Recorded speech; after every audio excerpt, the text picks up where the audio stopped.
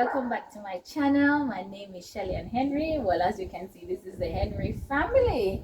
Hi, say hi everyone. Say hi, Josiah. Hello. The babies are with us today again because we're doing the video together. Normally, if I'm doing my video with daddy-in-law, Huzzy is the one babysitting in the background. But they are with us today. And yeah. So we want to say happy Sunday. Happy Sunday. I mean, when they get this, it can be happy Tuesday, happy Wednesday, happy Thursday, not true? By the time some people get it. Yes. Alright, so by the title of the video, you can see we are talking about how we met. How we met. Yes, how we met. And so, before I go any further, let me just do some housekeeping now. Don't forget to like, share, subscribe, and comment. Yeah, drop a comment down below. Yes. Don't forget to do that. But most of all, don't forget to share my channel.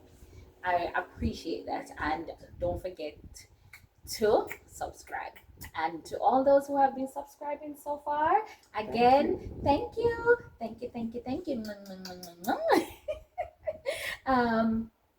So yes, we're going to go right into how we met.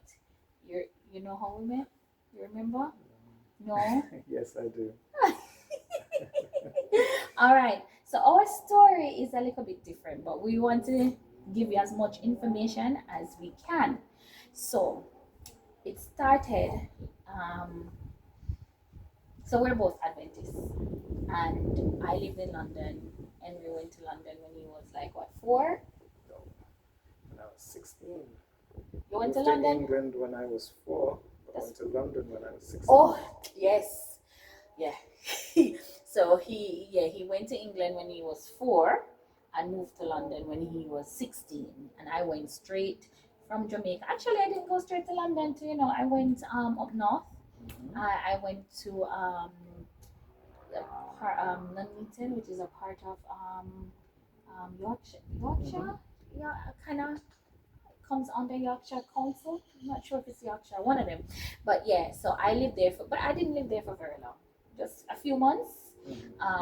So if you want to know the reason why, you see how this thing is going to play out, the reason why I left Jamaica and went to England, you have to ask me to do it. I'm not going to just give you my information like that. Like, why? You would I do that? No. So anyway, let's get into how we met. So I went to England when I was 21 years old. Henry left and went to England when he was 4 years old. And when I leave Jamaica, I was a Seventh-day Adventist. And then when I get to England, the bright light of England and foreign get to me, and I left the church. I must be honest, transparency. And then after years of being a wandering sheep, the Lord bring me back full circle. Praise, hallelujah to Jesus. And that's how much he loved me, right? I could have died out there, but he kept me and brought me back. So anyway, I went back into the church, got rebaptized, and I started attending a church I started attending Selhurst SDA, which is Croydon SDA, right? And now I have some friends, and her husband is a singer. He has one of those voices like Whitney Phillips, you know what I'm talking about. Yes. And so they got an invitation to go and sing at for him to go and sing at I realized taking off my clothes. To go and sing. Can Ariella borrow your teddy, please, just to keep her quiet? Thank you. Okay. All right. And so he got an invitation to go to this particular church, which I think, babe, it's Wembley. I really believe it was like Wembley Church, one Sabbath. And they invited me along the trip, and so I decided to go. And when I went to the church, Henry was doing Sabbath school. No, we didn't see each other because, being transparent, Henry was married at the time. Yeah, we're being transparent. So he was married at that time. It's not like I saw him and was like, lost in. I just saw him. He did the Sabbath school, and then I think you left. They left, and I stayed on at church and had lunch. Anyway, fast forward. I went to Croydon, which I think I'm getting the story wrong. I think when I went to Croydon, that's when I first saw you before Wembley, but you were leaving that Sabbath. That was your last Sabbath in Croydon, and you were Yes. leaving. And so Because I've been doing my student placement yes, he was doing at this. Croydon SDA Church, and I think I'd done not quite a year, maybe around 8 months, and then it was time for me to leave at that point. Yeah. So he was leaving, and I remember I saw him that Sabbath, and then I think, if memory serves me right, I saw him again at Wembley. That was a couple months on after he had left, maybe a year or so, I think. And then that was it. I just saw him. I don't even think he saw me, and I wasn't thinking anything towards him like, oh, I like him or anything. It was nothing like that. You know, when you just see somebody, that's it. And then we didn't see each other. Didn't see him again for a long time because you were now placed at Beckenham. Yes. At Beckenham SDA, and so that's where you were. But what happened was, fast forward, life went on. A few years later, I started dating this gentleman from Beckenham, and one Sabbath he said to me, I'm gonna take you to my church, and I want to take you to meet someone who I really admire and love. I really love this guy, and I admire him, and I want to take you to meet him, just to meet the people that I know. You know, he was just introducing me to those who he's familiar with, you know, who is in his life. And so he did. And when he took me, as soon as I walked in the church, there come out Henry, and he said, "This is it." Like, you know, said, "This is the gentleman I want you to meet." But he didn't even introduce us, did he? We said hello to each other. Yes. I remember, I was doing a presentation with another brother who I had known from Lewisham. I don't think he was going to Lewisham at the time. He was doing a health presentation, and I was doing something along the lines of creation and worldviews. And there was a cooking demonstration Yes. in the church kitchen. Yes. And as I went through into the kitchen, I remember being greeted by a big smile, and that was Shelley-ann. And that was the first time I remember seeing you at church. At church, yeah. That's the first time we've ever really spoken to each other or say hello. We didn't just say really a hi. And shake hands. It was just a hi and a shake hand and a bye, and there was nothing about it because I think that you were still in the previous relationship, right? And so it was, and then I was dating whoever. I'm not gonna mention any name and stuff like that. And so life went on. We met that night, and life went on. That relationship between me and the other person didn't work out, and then life took some turns. Where I was living with me and my mom, there was a fire, and so me and my mom, we became displaced, and we decided to go our separate ways. I decided to go on and be a woman now and live on my own and stuff like that. And while I was searching for somewhere to live, at the time I was going through financial difficulties, so I knew I couldn't afford certain a big rent or anything like that. So I remember going down on my knees and praying and asking the Lord to provide somewhere for me to live. And I said, Lord, you know, this is what I can afford to pay as my rent. And I was saying it to a friend of mine, and I remember talking to her and saying, I want somewhere to live. And she said, you know, I'm caring for this lady, and she has a spare room in her place to rent. At the time, she didn't tell me that somebody else was there renting. So I went. Anyway, so she talked to the lady for me, and she gave me the number for this beautiful lady, and I called her, And she told me, so, okay, Ariella saw my cup, and this is what she wanted, guys. My cup. Okay, okay. All right, you want to go. Back to us now. And I went and I saw the landlady for the house, for the room, and we spoke, and she told me how much she would charge me. In fact, when she said, how much is the person telling if I'm renting it for an hotel? She said, oh, she can tell you that, because that's not the amount she wanted to rent it for, but she had already told me that, so she had to go with that amount. And so I took the place, and at that time, the landlady didn't tell me that somebody else was living upstairs. I think she said somebody else was living upstairs, but she didn't tell me who it was. Did she? No, I don't remember if she told me who it was. So I moved in, and I just started a new job, and it was early in the morning. So I would go in early and kind of come in back late, and he would come in. I think sometimes I didn't know it was him, but whoever was living upstairs sometimes would come in before me. Gave it away. Yeah, I didn't know it was him. Yeah, I give it away. So now you know the person who live upstairs. I, sometimes would go out earlier than I, or I would go out early because I used to leave at like 6. Because I needed to get to work for about 7, 8, and sometimes I would come in back a little bit late because I would stop like by my mom or so. And then sometimes the person who live upstairs would probably come in before me, and that person would always stay in their place, in their quarters. But it happened that one day I went home early from work, and I was talking with the landlady in the living area, and I was standing at the door, and the front door opened. And when the front door opened, in walked the other tenant, and the other tenant was voila. And he walked in, and I looked at him, and I said, and my landlady said, Shelley-ann, this is Elder, because we call him Elder at the time. And this is Elder, and I said, I know him. And he said, yes, you got. I said, I've met you. And no, we look at each other and go like, I met you.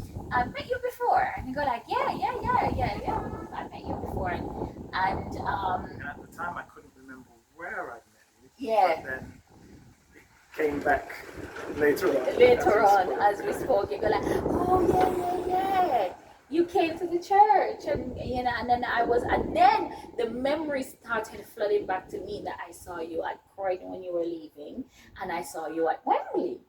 Okay. And that's when I realized, oh yeah, I know this face. I've seen this face a few times. Anyway, we say hi, and we chatted and laughed for a while, and then we went to your apartment, and yeah, and that's how the story began. And we all shared the same apartment, not the same room. And we built up a friendship. We became like a little family, both me and Henny and our landlady. I don't want to call names. And so we became like a really little tight-knit family. We started to have like evening worship together sometimes. If I have a Bible question, I'll ask him, and our friendship grew from there. To be honest, we became good friends, like good friends.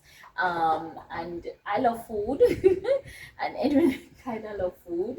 You love food? I love food. You love food, and so we started bonding over food. We will we would just say I don't like food, which is true. It's getting there. And so we don't want to bore you. So I hope you're enjoying this story so far.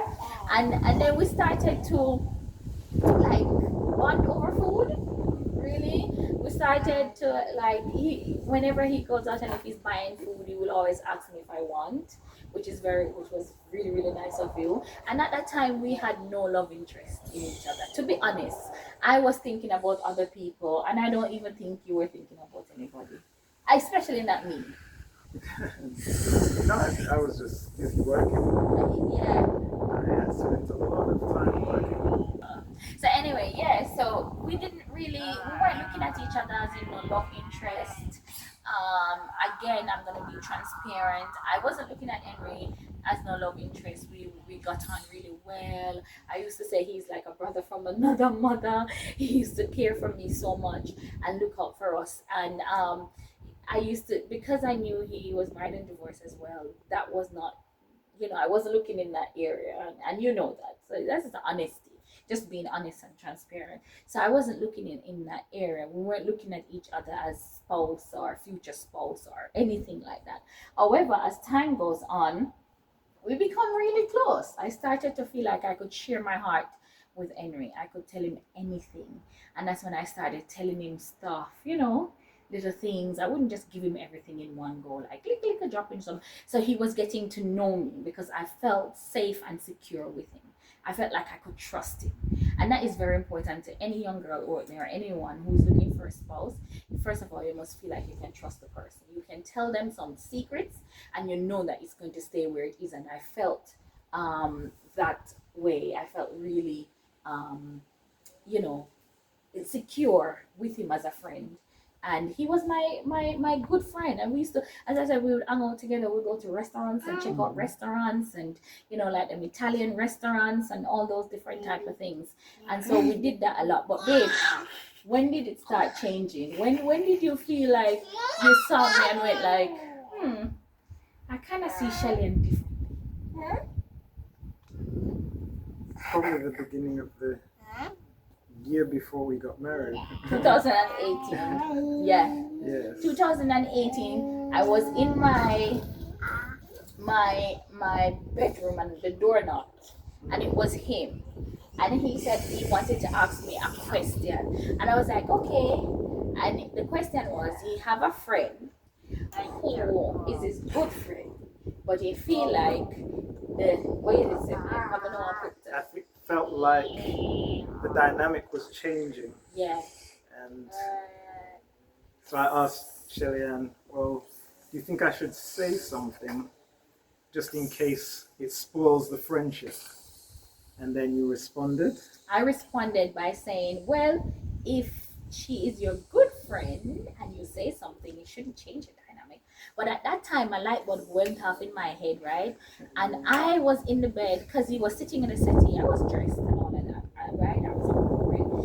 But I was sitting in my bed, and I was sitting in there. And the moment he said that, we started thinking, God, I hope on me.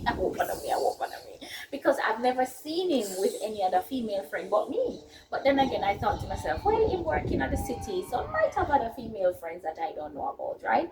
So let me not put myself in there. I might be jumping ahead of myself. And so I left it. But then I went and I said it to a friend of mine. And my friend said, say are you? And I said, no, man. And I said, you know what? I'm gonna find out if it's me. So I went to the gym. At the time I used to go to the gym. I was slimmer. And I was there working out on one of the treadmill, right? And it came to me, send him a note. So I sent him a voice note, and I said, Elda, that girl that you say you're interested in. It would be nice if you take her around the house so that we can meet her and see if she's good for you, because you're a lovely person. So anyway, he did not respond to that. So I left it. He came home the evening and he knocked on my door. And what did you say to me? I don't think it would be possible to bring my friend around. Because his friend was already living in the house. And I just left it at that. And he just left it at that, and I said, okay, and we left it at that. And at that point, I really knew. I didn't say nothing, but my heart started to go like, me feel me. And I started to say it to a few other friends, and they started to say, Shelley, are you? Because we don't know Elder with nobody, with no female friend. It's always because every time we call, it's always like you and Elder going here, or eating, having dinner together, like when the landlady and him will be having dinner and cook and we'll eat together. And so they were like, it's Shelley, it's you. And I remember a friend of mine said, they saw you with a baby, or you post a picture with a baby. And they were like, why? Elder love baby? Oh, Shelley, when you didn't get married. And I was like, no. I was like, no. Because in my head, I was like, no, that's not going to happen. That's not happening. And as it went on, that went on for a while, didn't it? Yes. It went a couple months. It went on for a few months. And then one night, we went for a little walk. I had a little bust up with one of my niece, and I was so angry. And we went for a little walk. And on our way back from the walk, what did you say to me? Oh, I said, oh, remember the friend I was Thank you. telling you about? Mm-hmm. Okay, let me write that. So I said, remember the friend I was telling you about? Well, it's you. It's me. He said it's you. And so I looked at him and I said, and what do you expect me to do with that information? I said, what do you expect me to hear? I said, what do you expect me to do with that information? And he said, I think you said to me, I don't expect an answer. No. And I said, okay. So we went inside and we sat in the living room and we spoke. And I said to him, all right, I'm going to pray about it. And I genuinely started talking to God about it. And then I genuinely started to look and I started to say, wait, one of the things I did write down on my prayer request when I was asking God for a husband after a while, I told him I wanted to marry somebody who was my friend. And, you know, some of the things on the list there. And when I look, I was like, oh, wait, he's my friend. He's somebody who I can talk to, who I trust, I share a lot with. He looks out for me, he's always there for me. And so from there, I kind of put away my standing in the way, which was by the divorce. And of course, when you don't know the story about why the divorce take place, it kind of makes you feel like, I don't know, I don't really want to go here because, Lord, I don't really want to end up in a, and then, but when I started talking to God about it, and then I started asking any questions about why did that marriage end, and then when he started to tell me, I started to be at ease. I feel at ease, and then I started to get people who I trust, older people. I started talking to them, and they started to, direct me and tell me what to do and all of those things. And yeah, and then that was 2018, and then by 2019 we were married. Yeah, we were married December 2019. We didn't date for a year, about a year or so. Yeah, about a year or so. Um, we got married, and that's been our story. We were good friends, turned into husband and wife now with two babies, and looking forward to growing old and gray. As you can see, started and getting gray. I don't know if it's me. I mean, I can get guys, the breeze is so heavy, keep knocking down. So yeah, that's how our relationship came to fruition. There's a lot in between that I did not share because of course this is a video and this is not a whole day talk. I could share the little on and out, in and out, but we decided that we didn't want to date. I didn't want to date, he didn't want to date, so we just went straight into courtship. We started courting, we got pastoral counsel, and we didn't have no big engagement, no nothing like that. We just planned wedding, came home, got married, and that's it. Bob's, what do you call it? Bob's, there's a, what? Bob's your uncle. Bob's your uncle. That's it. Bob's your uncle. And here we are today. So that's how we met. That's our The story of how we I don't met. know, would you call it a love story? Yes. It's a love story. Would you call it a love story? Would you watch that love story if it was in a movie? I would.